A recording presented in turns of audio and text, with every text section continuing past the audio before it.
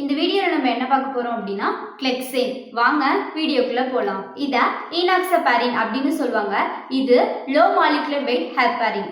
கிளெக்சேன் ஒரு ஆன்டிகோயாகுலன்ட். இது பிளட் கிளாட்டை ப்ரிவென்ட் பண்ணுறதுக்காக யூஸ் பண்ணுறாங்க.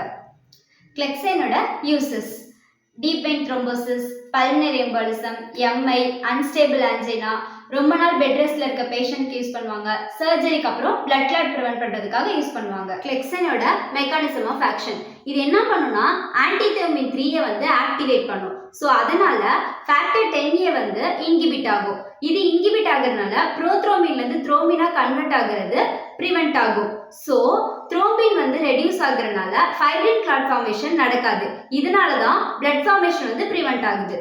கிளெக்சேனோட side effect: pain at injection site. அப்படின்னா நம்ம எங்கே இன்ஜெக்ஷன் போடுறோமோ அந்த இடத்துல வந்து பெயின் இருக்கும். Redness, bruising, bleeding from gums or noses. Excessive bleeding வந்து ரொம்ப ரேர் தான். அடுத்து த்ரோம்போசைட்டோபீனியா அப்படின்னா பிளேட்லெட் கவுண்ட் வந்து கம்மியாகிறது.